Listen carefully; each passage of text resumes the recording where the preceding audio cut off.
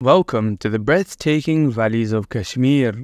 Today we're diving into how Kashmir transformed through the ages, especially with the introduction of Islam. Make sure you're ready for an experience. Hit full screen or press F on your keyboard and let's dive deep. Before Islam arrived, Kashmir was a very important center of Hinduism and Buddhism. It was home to an advanced civilization rich in art, literature and learning. During the reign of the Kushan Empire, from the 1st to the 3rd century CE, Buddhism flourished. The 4th Buddhist Council was actually held under King Kanishka's patronage, highlighting Kashmir's importance as a spiritual and cultural hub for Buddhism.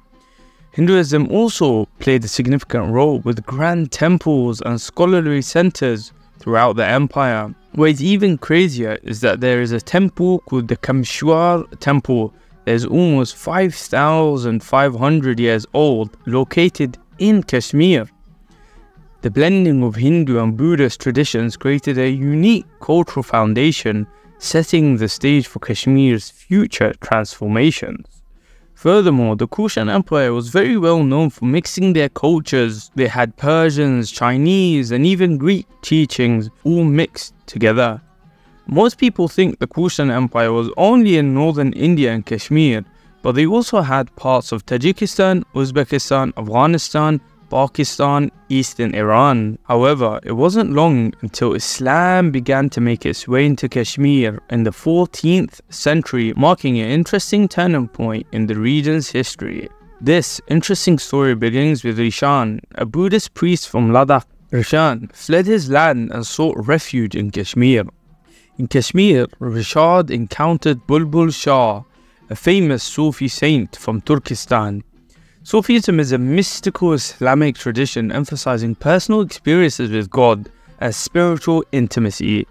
Sufis try to discover divine truth through direct experiences, using poetry, music, and even dance to achieve oneness with God. Bulbul Shah's teachings resonated deeply with Rishan, offering him solace and a new spiritual path during a turbulent time in his life. Under the guidance of Bulbul Shah, Rishan decided to embrace and accept Islam into his life. He adopted the new name Sultan Sadruddin. This conversion was more than a spiritual journey, it was a political and cultural milestone for Kashmir. The new Sultan became the first Muslim ruler of Kashmir, setting the stage for a broader acceptance of Islam in the region. Rishan's conversion did not happen in isolation, however. It was influenced by the socio-political environment of the time. The ruling elite and the local populace were already experiencing shifts in their socio-religious dynamics, and Rishan's acceptance of Islam provided a significant momentum for these changes. Rishan's reign as Sultan marked the beginning of a gradual and complex process, Islamization of Kashmir. However, the spread of Islam in Kashmir was not an overnight transformation. It involved a series of different religious shifts over the following years. The influence of Bulbul Shah and other Sufi saints played a crucial role in this process. Sufi saints from Central Asia and Persia, like Bulbul Shah, brought with them a message of spiritual devotion, love and equality, which resonated with many Kashmiris.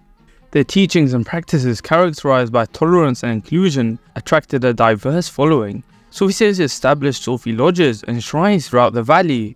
These became important centers of spiritual learning and community gatherings where people from various backgrounds come together to learn about Islam.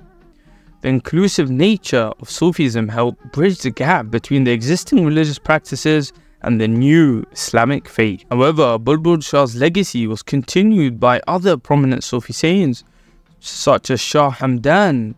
He arrived in Kashmir in the mid-14th century and further solidified the presence of Islam in the region. This was very instrumental in spreading Islamic teachings and integrating them into the social and cultural history of Kashmir. Moving on, the Chak dynasty, ascending to power in the 16th century, further solidifies the Islamic influence. They are prolific builders of mosques and madrasas, which are basically Islamic schools. They fostered an environment where Islamic law and culture thrived. However, their reign also sees internal strife and external conflicts, reflecting the complexities of governance in such a religiously diverse society. When the Mughals take over in the late 16th century, Kashmir enters a new era of political and cultural landscape. Emperor Akbar's policy of religious tolerance allows for flourishing of both old and new religious practices.